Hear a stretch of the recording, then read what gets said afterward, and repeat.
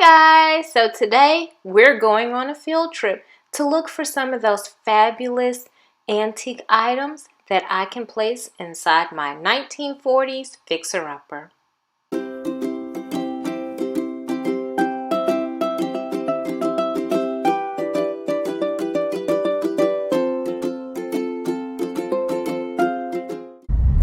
I have actually arrived in a little town called Washington, Louisiana, and in Washington they have this shop. Well, they have many shops that sell antiques, but the shop that I'm going to today is actually an Old Schoolhouse. Here's the Old Schoolhouse Antique Mall. Every classroom that you notice windows for is actually a little shop.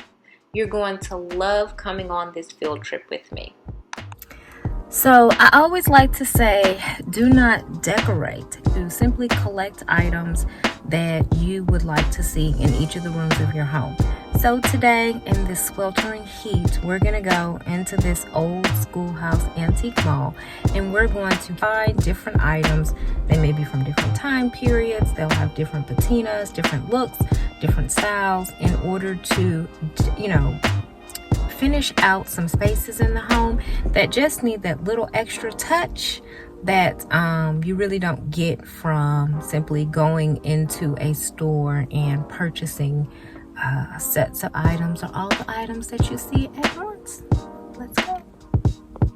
So I have entered into the building and checked out these floors. Yes, these floors. Very similar to the floors in my home, the baseboards, the moldings. I really do enjoy everything about this building. As you watch my channel, you'll come to realize I love everything about old architecture.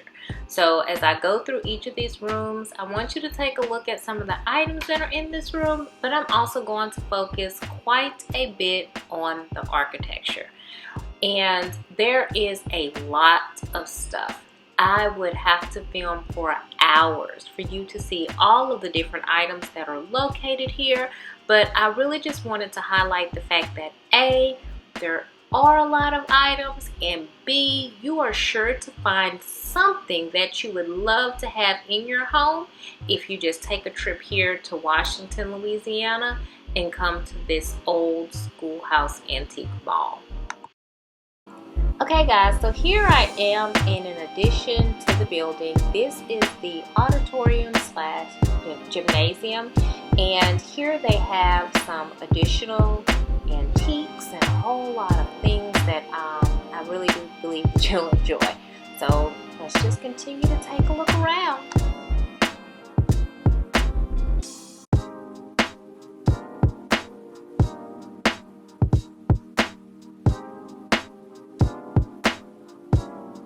Okay guys, so we're going to get ready to go into one of my favorite shops that I found. This shop is called The Cottage in Between, and the lady that owns this shop actually hand paints each one of these pieces of furniture that you see here. There were so many beautiful items that were in this shop. This should be the first place that you come to visit. Okay guys, so I finally finished my shopping. I'm about to go to the car and show you some of the things that I found and talk about what my plans are for how I'm going to use those objects. Okay, it's hot. So in the first shop that I went to, I found this silver ice bucket. So I'm going to use it as a planter and not an ice bucket because I want to be able to set some nice flowers out. I'm thinking some hydrangeas, maybe some pink, some kind of like cream. So that was my first item.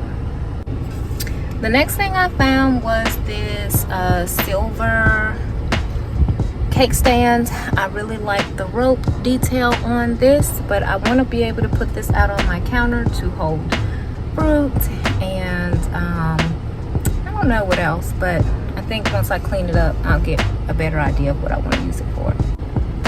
The next item I found were these little bitty cabbage salt and pepper shakers, and they go really well with those cabbage plates I found in the spring for Easter, so they're tiny, but I just thought this would be like a great addition to those plates into a nice little table setting. So I have these.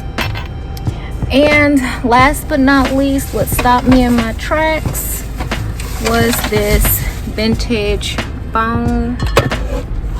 It's a little heavy.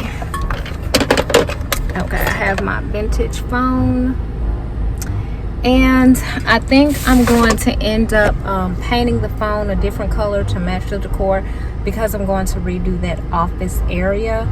I was just looking for items that I could put on the desk, put on the shelf, and when you search for a lot of these phones that are made in a vintage style, they tend to be anywhere from like $40, $50, maybe $60. I hadn't found any less expensive than that. I do have another vintage phone that is non-operable. This one is still operable, and it's black. And then I have a replica black phone that I probably bought around 2010, and of course it's operable. It's a replica, and that one was, I guess, about maybe $40 in 2010. So I think for $20 and a $5 can of spray paint, I can definitely turn that into a nice little office item that I can use for my office redo. Thank you so much for joining me on this field trip. Be sure to like, comment, and subscribe if you enjoyed this video.